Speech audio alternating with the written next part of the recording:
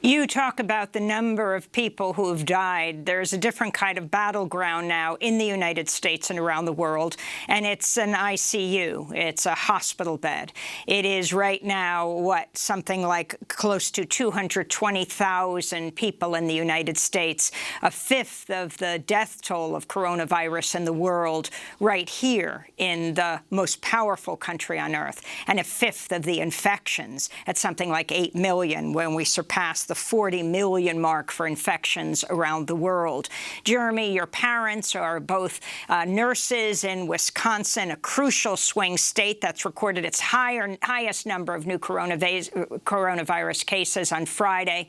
According to an internal government report, many of Wisconsin's 72 counties are now considered sustained COVID-19 hotspots. On Saturday, Trump rallied in Janesville, Wisconsin, said it was time to open up the state for business as usual. Your response to what Trump has done around the coronavirus with his hand-picked advisor, coronavirus advisor, Dr. Scott Atlas, he has pushed aside Dr. Fauci, tweeting this weekend, which Twitter deleted, masks, no. Yeah.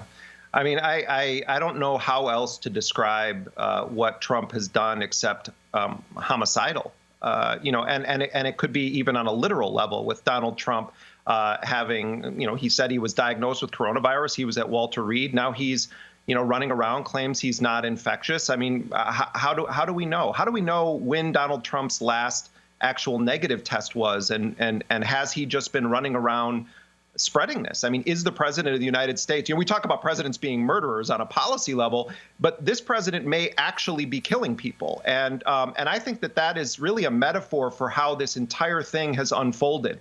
Trump believes that as long as he and his people have the good medical care and that they can weather this, it doesn't really matter who dies, because at the end of the day, the point is to stick it to the Democrats and maintain power. And this is also a very racist response. If this was if this was just wiping out the kind of Trump family or his inner circle instead of disproportionately affecting Black and brown and poor people in this country, I think we would see even a greater level of outrage at this administration. My mom has a very serious lung condition. She, I think rightly, blames President Trump because she can't set foot outside of her house. She can't see her grandchildren. And I think that that's a big motivating factor for people, particularly older people who are now increasingly saying that they support Joe Biden, is that they recognize that it didn't have to be this way. And to me, it's really an indication of the kind of presidency that this has been. It's all been one huge grift. It's all been one huge scam.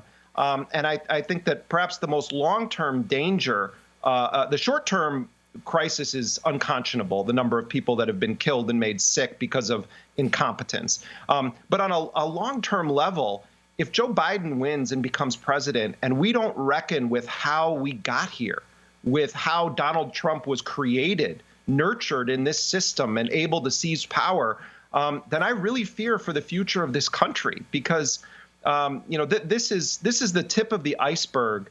Seeing someone like Trump take power and bring all of this to the fore, I think if we don't reckon with history, we're in deep, deep trouble as a country, no matter what happens during these elections. You talked about Black Lives Matter, the movements of immigration rights. I wanted to end with the Catholic workers, the Catholic peace activists in Georgia.